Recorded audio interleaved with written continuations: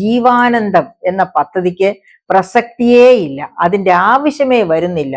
അഥവാ അത് കൊണ്ടുവന്നാൽ തന്നെ എനിക്ക് തോന്നുന്നില്ല അതായത് സെൻസിബിൾ ആയിട്ടുള്ള ഗവൺമെന്റ് സെർവൻസ് ആരെങ്കിലും ഈ മൂന്നാമത്തെ ഒരു പദ്ധതി, അതായത് മെഡിസെപ് പദ്ധതി, അത് തന്നെ അവർക്ക് കുരുക്കാണ്.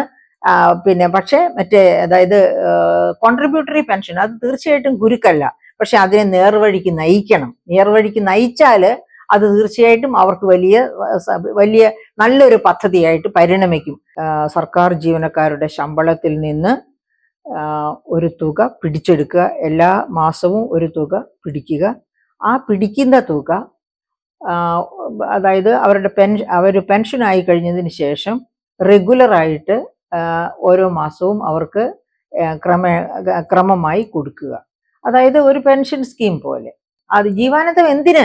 സർക്കാരിന് വേറെ ഇപ്പോൾ തന്നെ ട്രഷറിയിൽ പെൻഷൻ പറ്റുന്നവരുടെ ഫണ്ട് ട്രഷറിയിൽ ഇട്ടാൽ അവർക്ക് ഒരു ഉയർന്ന പലിശ കൊടുക്കും എന്ന് വാഗ്ദാനം ചെയ്താൽ മാത്രം മതി. ആ ഫണ്ട് എല്ലാം ട്രഷറിയിൽ കിടക്കും. ആ ട്രഷറിയിൽ കിടക്കുന്ന ഫണ്ട് അവരുടെ ആവശ്യം അനുസരിച്ച്, മറിച്ച് എന്താണ് സംഭവിക്കുക?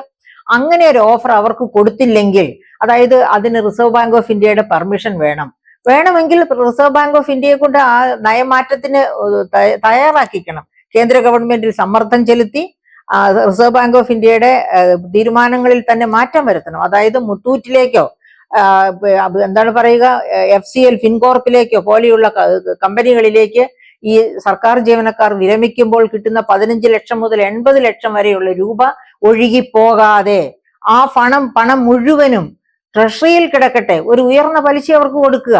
അങ്ങനെ ട്രഷറിയിൽ കിടന്നാൽ ട്രഷറി ഈ പറയപ്പെട്ട ജീവനാന്തത്തിനും ആജീവനാന്തത്തിനും ജീവാനന്ദത്തിനും ഒന്നും പോകേണ്ടി വരില്ല.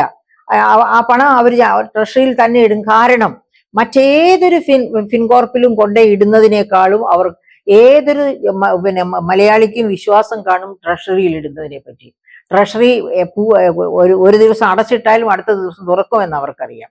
അപ്പൊ അതുകൊണ്ട് തന്നെ ഒരു ഉയർന്ന പലിശ, ICL, ഫിൻകോർപ്പ്, അങ്ങനെ ഏതൊരു മുത്തൂറ്റിലോ എവിടെ കൊണ്ട് കിട്ടുന്ന എത്ര വലിയ പലിശ കിട്ടുമെന്ന് പറഞ്ഞാൽ അതിലൊക്കെ ഒളിഞ്ഞിരിക്കുന്ന വലിയ അപകടം മനസ്സിലാകുന്നവരാണ് നിക്ഷേപകര്.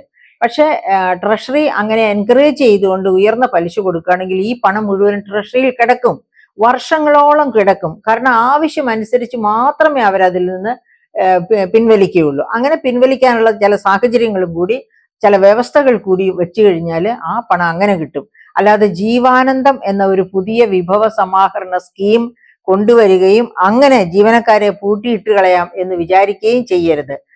അപ്പൊ അതുകൊണ്ട് തന്നെ ഈ പദ്ധതിയെപ്പറ്റി ഒരു പുനരാലോചന വേണ്ടിവരും. ഇല്ലെങ്കിൽ സർക്കാർ ജീവനക്കാർ ആലോചനയ്ക്ക് ഗവൺമെന്റിനെ വിധേയമാക്കും എന്ന് തന്നെയാണ് ഞാൻ വിശ്വസിക്കുന്നത്.